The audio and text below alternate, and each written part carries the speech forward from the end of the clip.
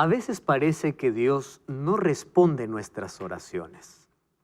¿Cuántas veces hemos ido a clamar, a llorar, y allí de rodillas, con lágrimas en los ojos, hemos hecho a Dios un pedido? ¿Por qué a veces no sentimos sus respuestas? ¿Por qué a veces sabemos de que Dios prefiere quedar en silencio antes que responder? Esa será una pregunta que hoy responderemos en nuestro programa aquí en Biblia Fácil. Bienvenido. Un grande abrazo para ti. Gracias por acompañarnos semana a semana. Gracias por tus comentarios. Gracias por tus mensajes. Y gracias también a Dios por tus decisiones. Muchas personas allí al escribir dicen: pastor, yo deseo ser fiel a Dios, deseo servir a Dios. Yo siempre digo lo siguiente: todos los seres humanos deseamos cosas buenas, pero los deseos no cambian las cosas. Las decisiones cambian las cosas. Un deseo queda simplemente en deseo, a menos que tomes una decisión para un cambio en tu vida. Los deseos no salvan, las decisiones salvan. Hoy vamos a hablar de un asunto muy importante, porque tiene que ver con oración, con deseo y con decisión. ¿Y por qué te digo esto? Porque cada vez que el ser humano quiere tomar una decisión a favor de Dios, siempre hay una fuerza que se opone para desanimarle de aquella grande decisión. El enemigo siempre ha querido interponerse en los planes de Dios y en las decisiones de los seres humanos. Una vez más, bienvenido y felicito la decisión que tú has tomado de ser fiel a Dios. Bienvenidos también, queridos amigos. Gracias porque semana a semana juntos aprendemos.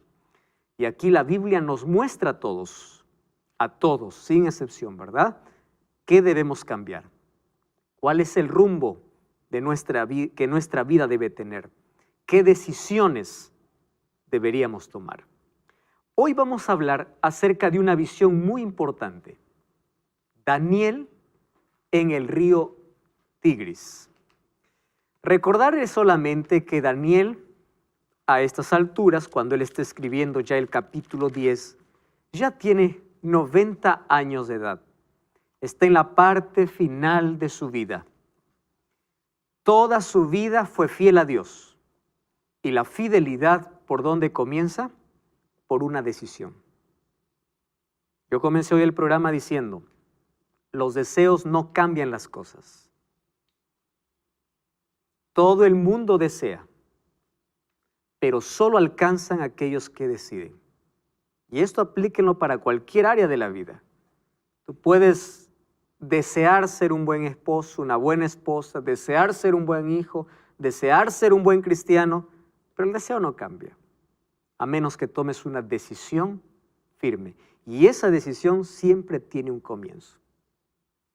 Y hoy queremos tomar una decisión a favor de Jesús, a través de esta profecía de Daniel capítulo 10. Y por eso, para poder leer este capítulo, como siempre, la profecía más larga de toda la Biblia, 2300 tardes y mañanas. Las 2300 tardes.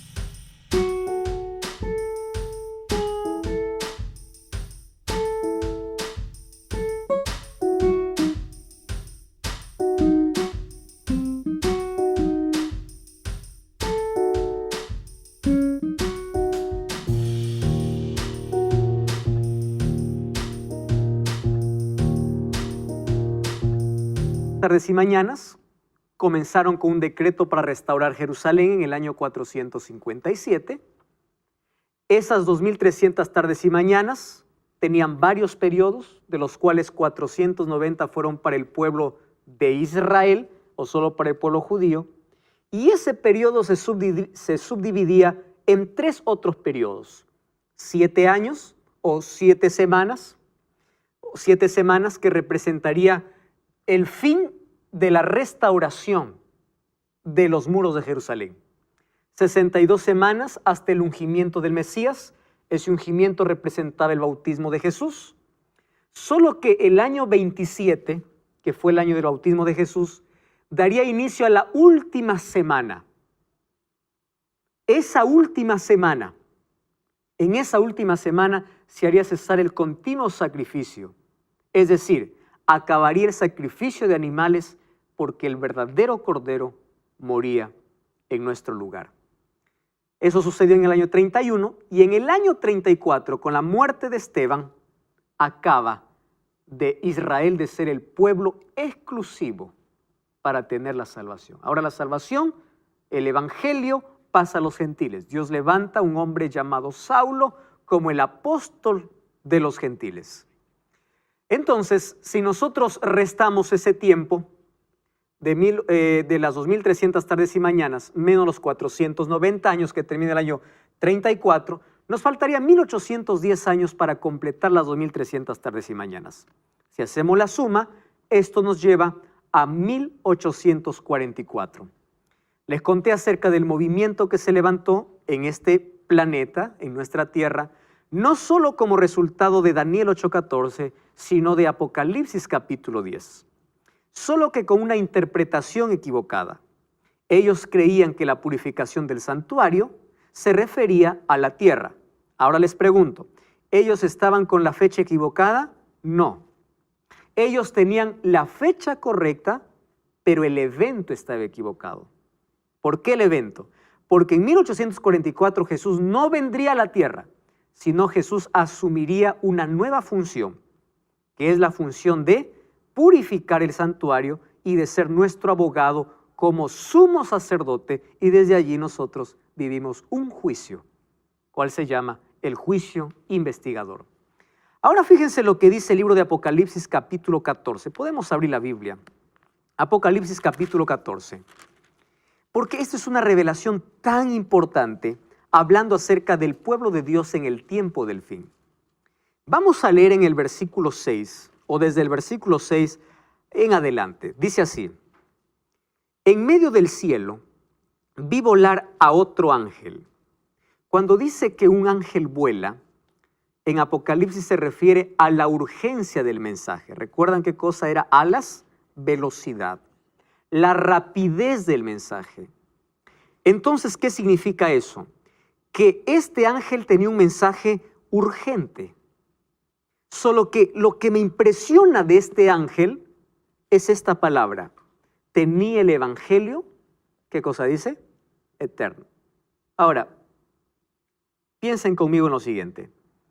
¿Dios tenía 2 evangelios? No. Hay algunos que dicen, no, en el Antiguo Testamento se salvaba de una manera, ahora estamos en el Nuevo Testamento, en otra era. El evangelio es eterno. La salvación siempre fue por gracia. Los judíos intentaron en un momento de su existencia alcanzar la salvación por la ley, que se volvieron legalistas. Es por eso que Jesús advirtió y vino para enseñar cómo debe guardarse la ley. Aquel que piensa que es salvo por la ley está perdido. Porque la obediencia a la ley no da salvación.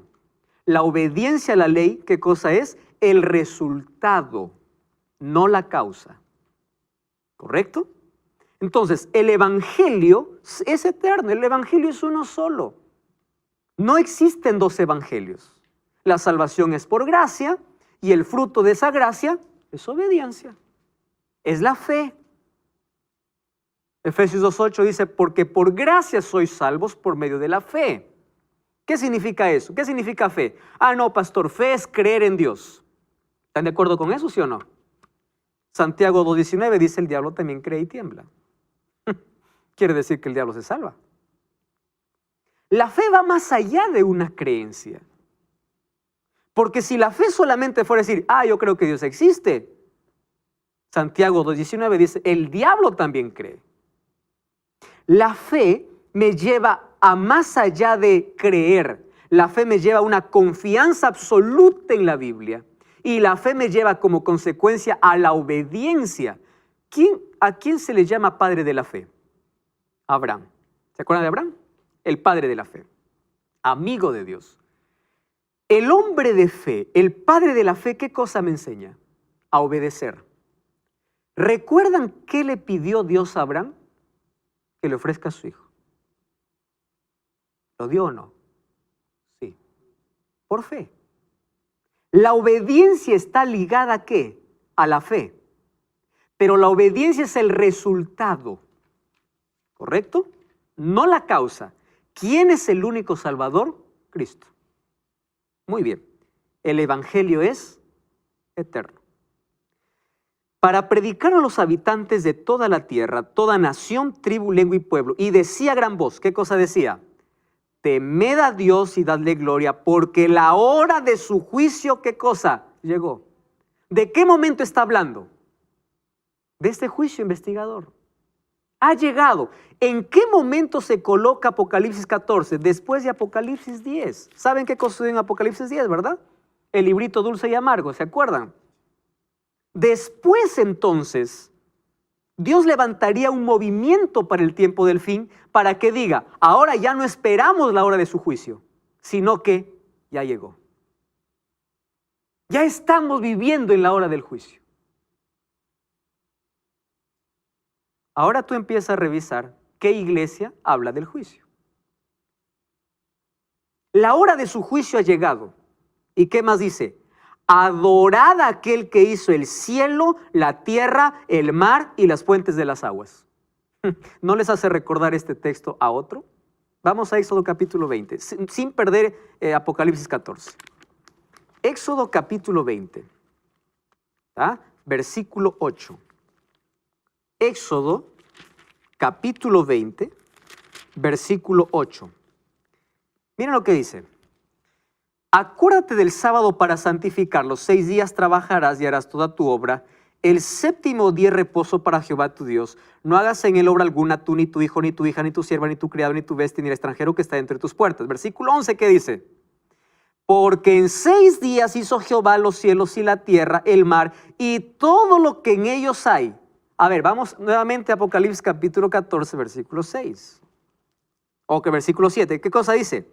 Adorad a aquel que hizo el cielo, la tierra, el mar y las fuentes de las aguas. ¿De dónde está tomando este texto? De Éxodo 20. Ahora ustedes entienden por qué el sábado no tiene que ver con otra cosa sino con adoración. Quiere decir, el pueblo de Dios que levantaría en 1844 tendría este mensaje. Su juicio llegó. ¿Cuál es el otro mensaje? Adora a Dios como Él quiere. Aquel que dice yo soy salvo por gracia, amén, aleluya. La gracia tiene que llevar a una adoración correcta. Porque esto es Biblia, eso dice la Biblia. ¿Y qué más dice este pueblo? Otro ángel le siguió diciendo, ha caído la Babilonia. ¿Qué cosa es Babilonia? La confusión, la mezcla de tantas creencias y religiones, etcétera, etcétera. Versículo 9. Si alguno adora a la bestia a su imagen y recibe la marca en su frente, en su mano, también beberá del vino de la ira de Dios. Versículo 12, miren lo que dice. Hablando de ese pueblo, aquí está la paciencia o perseverancia de los santos, los que guardan los mandamientos de Dios y la fe de Jesús. ¿Está claro acerca del movimiento del pueblo que Dios levantó después de 1844? Con un mensaje profético. Apocalipsis 14. Ese es el Evangelio eterno. Muy bien. Ahora fíjense lo que ocurre.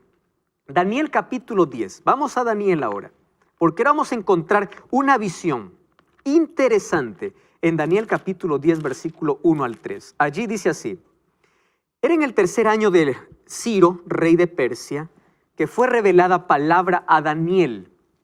Me encanta cómo Daniel aquí empieza a dialogar con su lector y dice, ese Daniel es llamado Belsasar. ¿Es que le gustaba el nombre Belsasar? No. Yo le voy a explicar por qué por qué escribió así Daniel. Dios lo inspiró para que escriba así. ¿Saben por qué? Porque hay algunos hoy que se levantan y dicen, no, el Daniel de las profecías no es el mismo Daniel de la historia. Ustedes ya saben que hay muchos que se levantaron diciendo, las profecías alguien lo añadió. Daniel no pudo escribir eso. Y aquí Daniel es claro en decir, a ver, vamos poniendo en claro las cosas. Yo soy el mismo Daniel del capítulo 1. ¿Está bien? No es otro. Al que lo llamaron Belsasar, ese soy. Y yo estoy escribiendo, solo que ahora estoy al final de mis días. La palabra es verdadera y ¿qué más dice?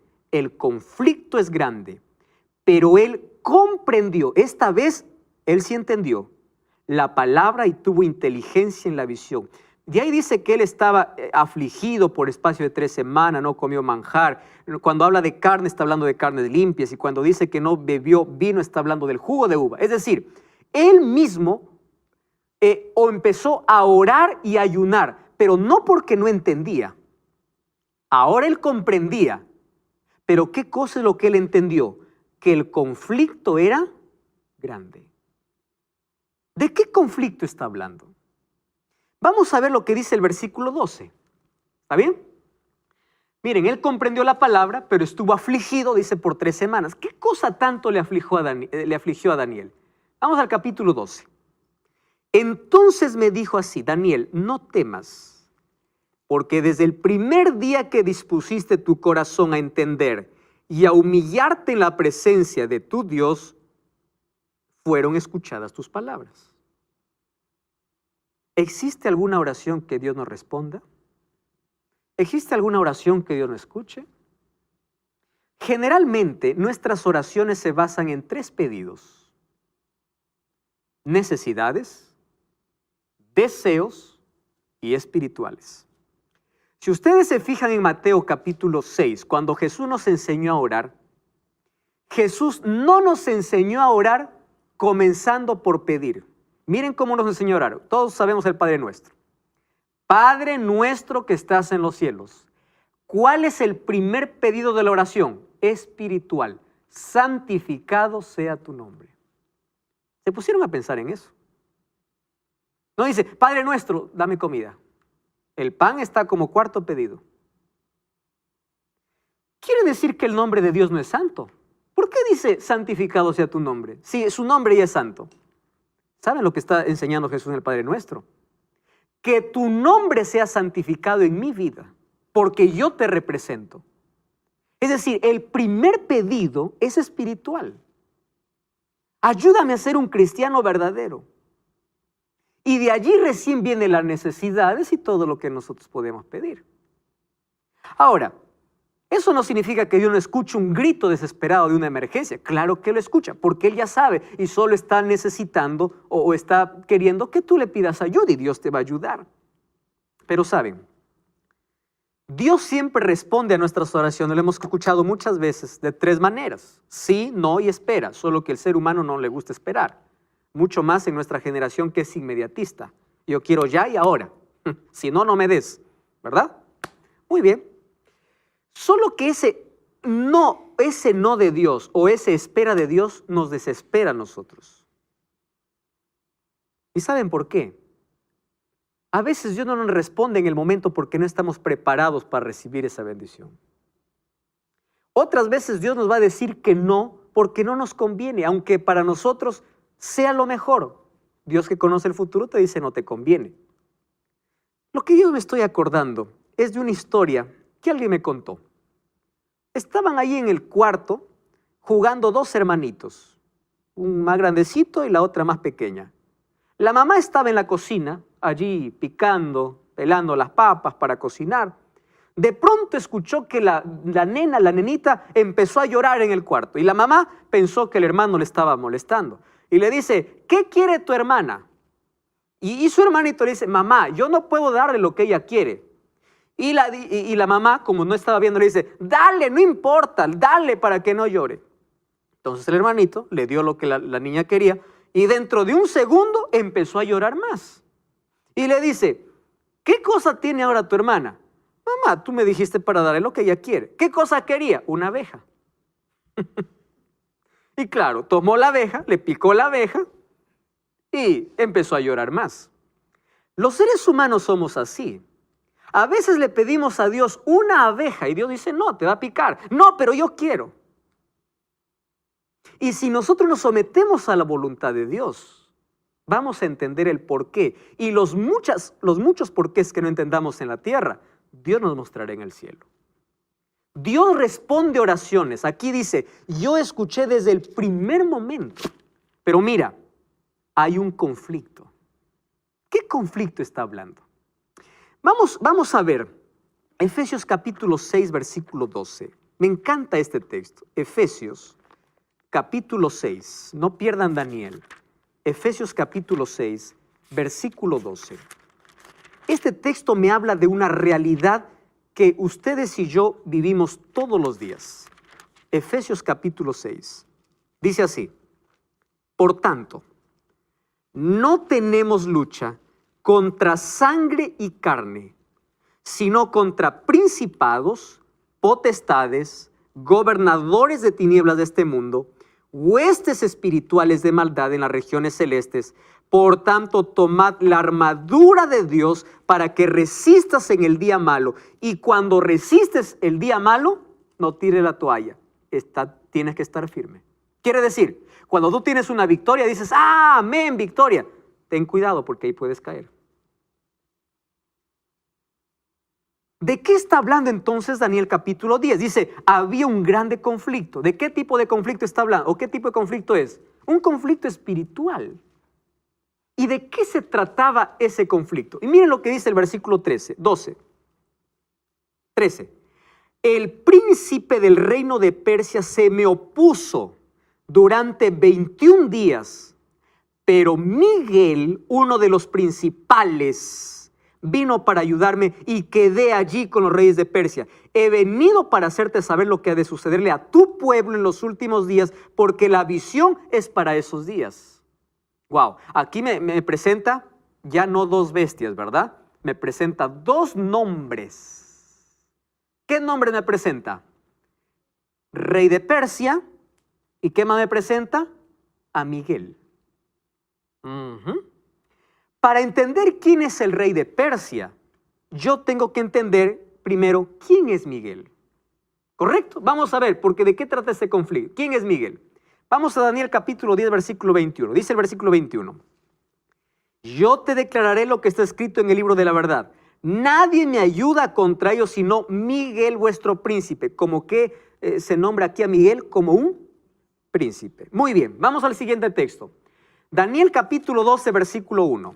Dice así, en aquel tiempo se levantará Miguel, una vez más, el gran príncipe que está de parte de los hijos de tu pueblo. Wow, aquí se presenta a Miguel como ¿qué? Como libertador. ¿Está bien? Miguel es un libertador. ¿Qué cosa más? Vamos a Apocalipsis capítulo 12, aquí nos esclarece más.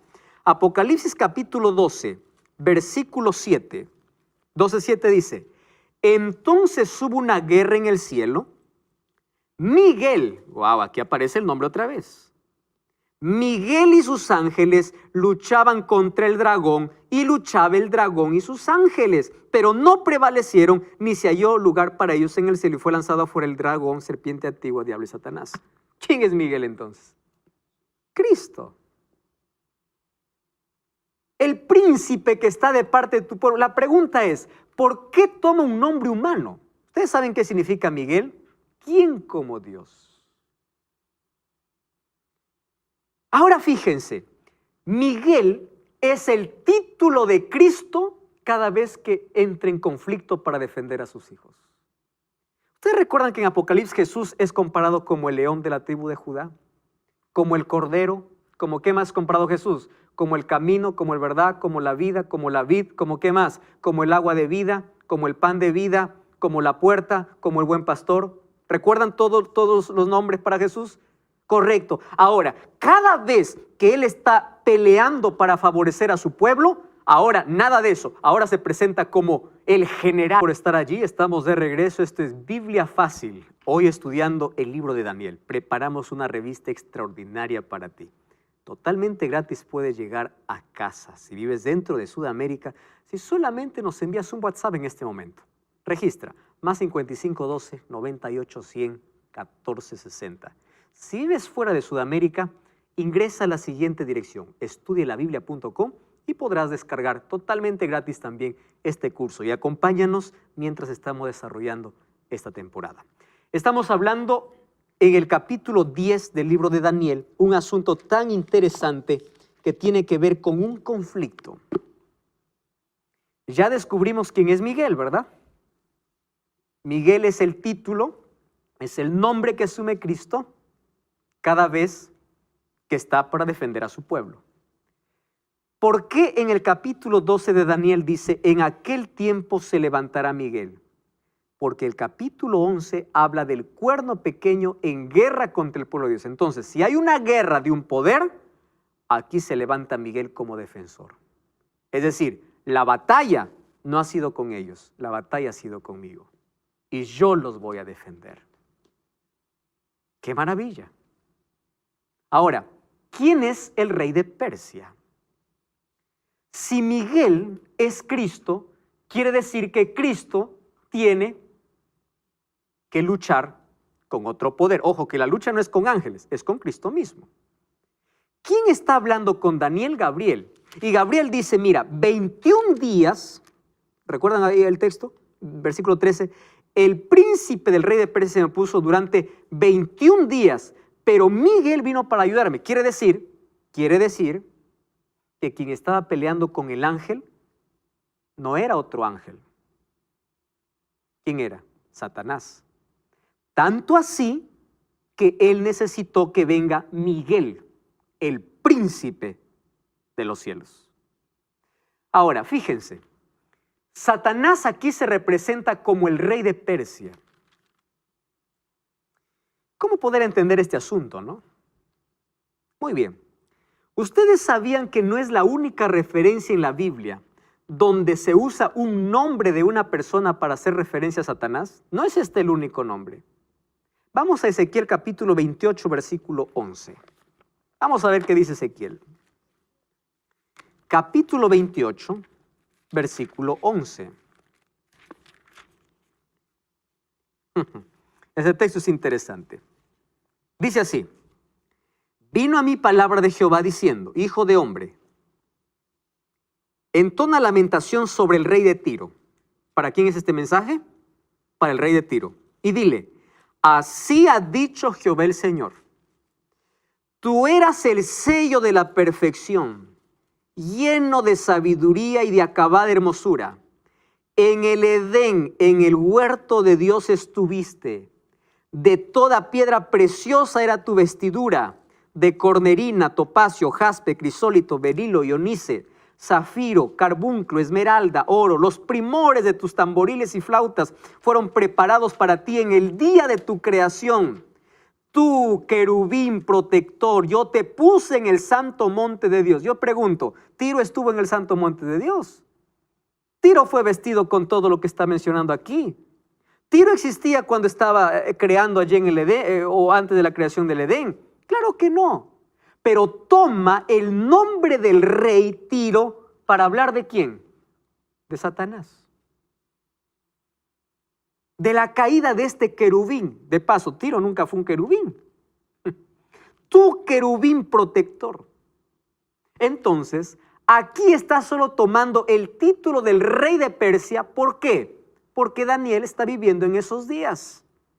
Para decir, para hacerle entender un conflicto espiritual, ya no un conflicto político.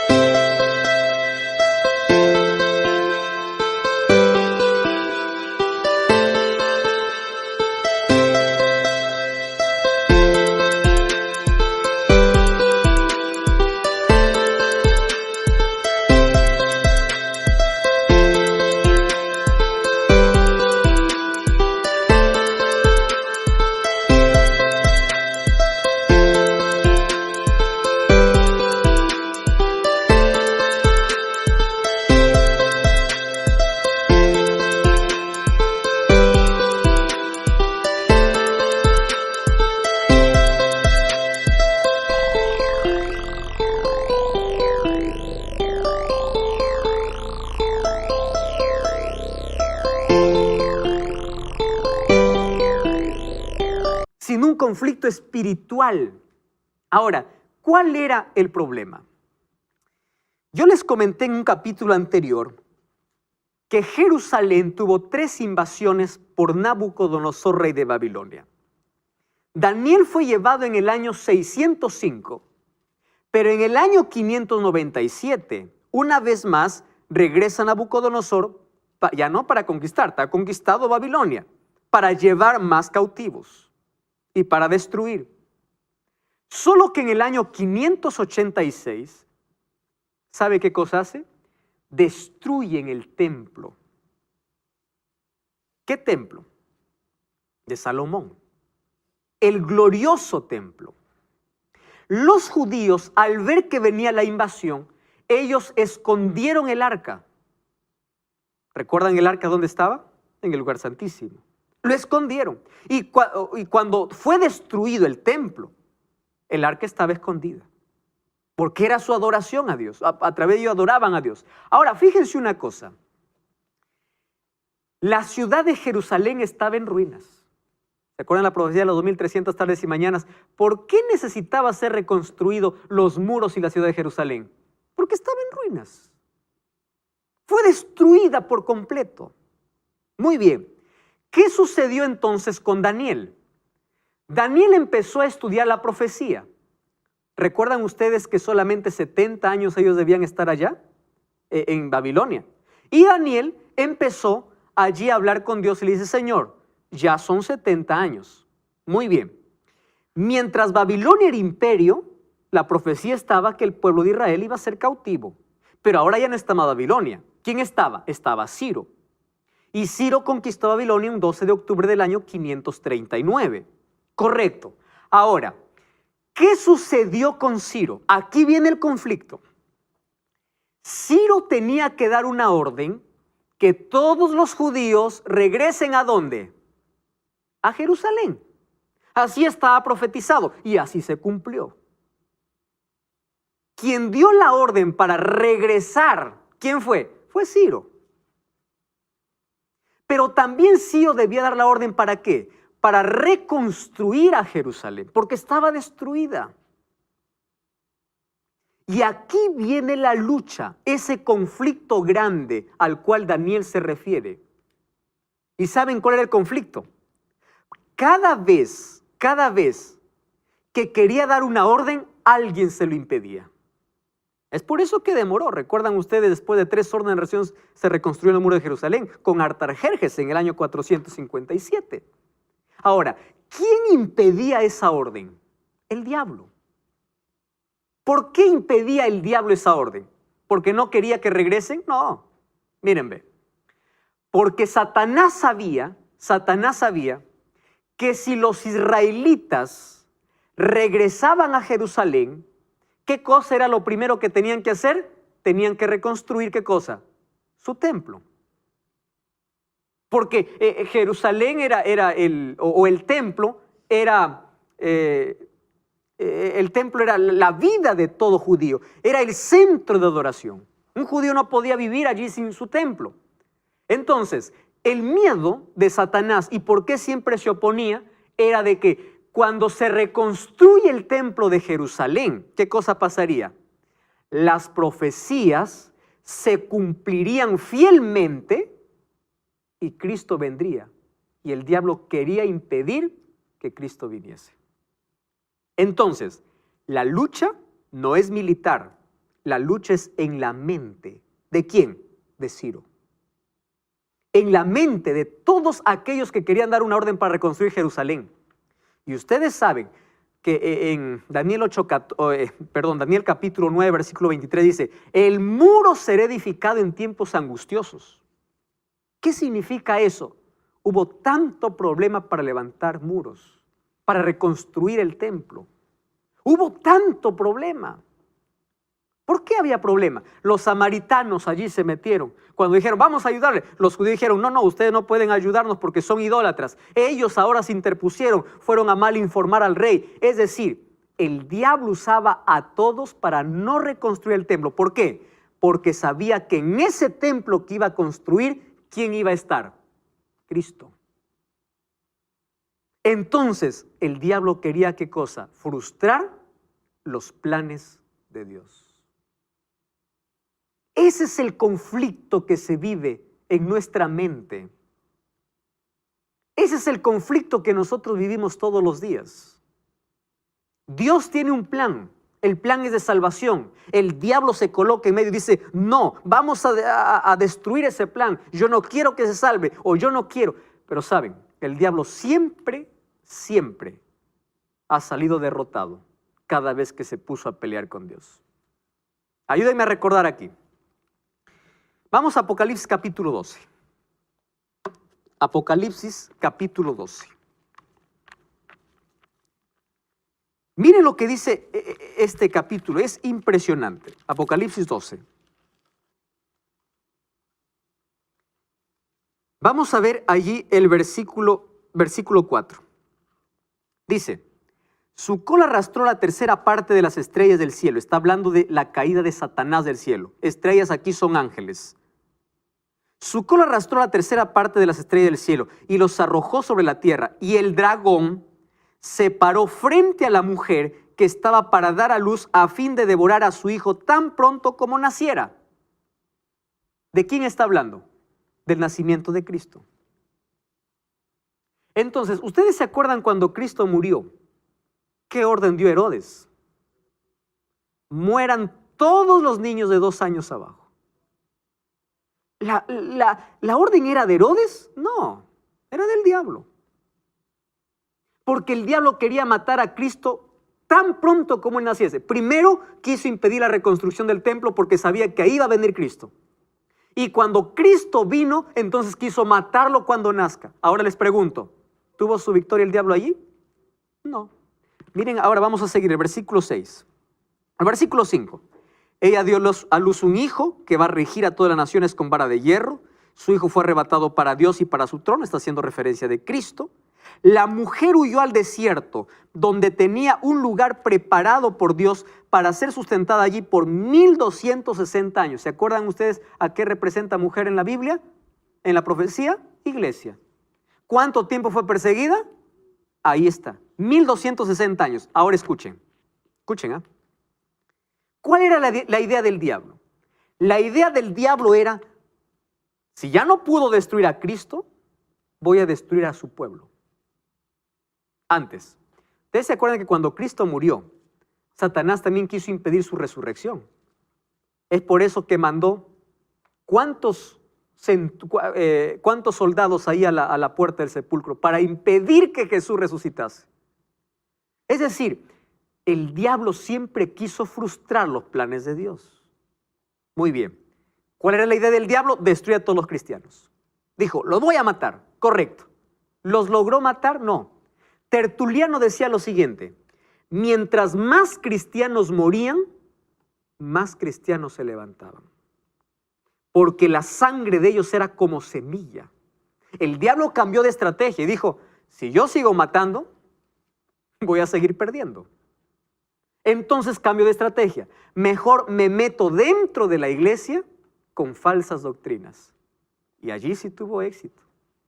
Porque hay muchos que creen adorar a Dios cuando están adorando al otro poder.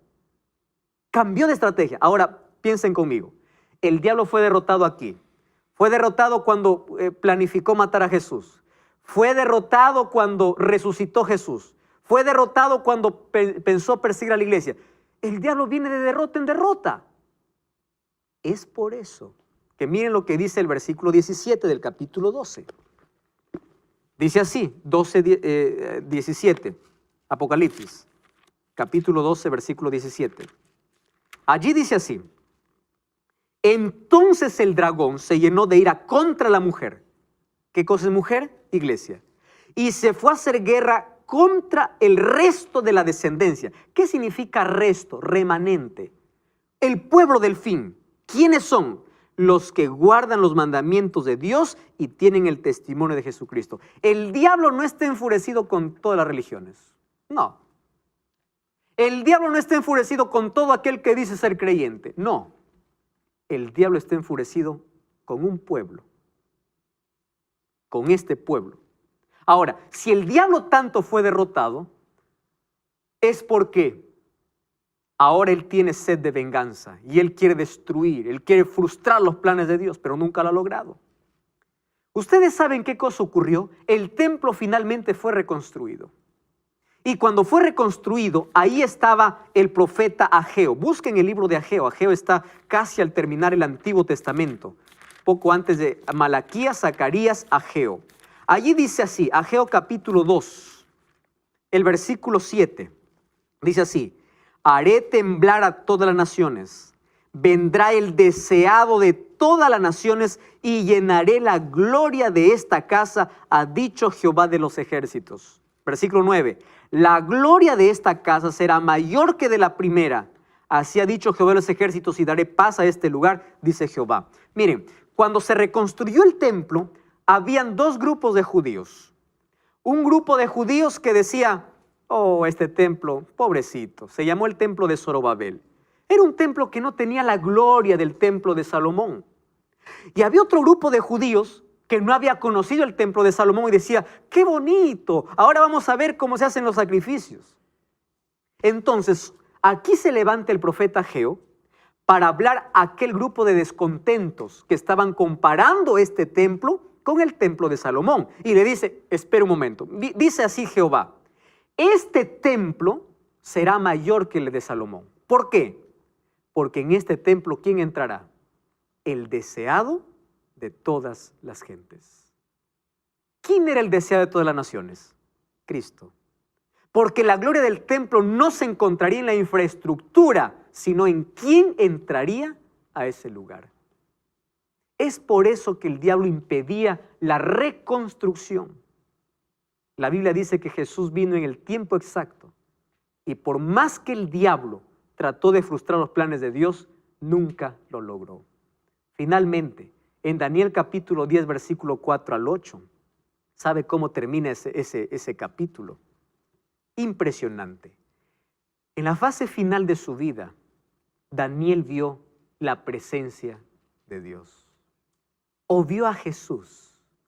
Dice que allí vio a un hombre vestido de lino, con sus hombros ceñidos de oro, sus ojos como antorchas de fuego, sus pies como de bronce, su voz como estruendo de muchas aguas. ¿A quién vio al final de sus días? A Cristo. Ese Miguel libertador, ese príncipe de los ejércitos, ahora se presenta para fortalecer a Daniel y le dice: Daniel, tú no temas. Probablemente el diablo intente frustrar todos tus planes o los planes que Dios tenga para ti. Pero si te colocas en las manos de Dios, jamás lo logrará. El diablo está derrotado, querido. Cristo lo venció en la cruz. Él viene de derrota en derrota. La única victoria que va a tener en esta tierra es cuando tú le cedes tu vida. Esa es la única victoria, porque Él sabe que ya es un ser derrotado. Hoy yo te voy a invitar para que formes parte del ejército de Dios, donde está el gran Miguel, donde está Jesucristo, aquel que defiende a su pueblo, aquel que tiene el control de toda la historia, aquel que está llevando la historia hacia un final feliz. Hoy quiero invitarte a tomar una decisión. Y esa decisión probablemente esté siendo interrumpida por el diablo, porque cada vez que tú quieres tomar una decisión por Cristo, el diablo viene, ese conflicto entra a tu mente. Todavía no es tiempo, no te apures, después lo harás. Tú no sabes si después hay vida. Por eso hoy es el día para tomar una decisión por Jesús. Yo te pregunto, ahí en tu corazón, ¿quién tiene la victoria? ¿Cristo o Satanás? Eso tú lo decides.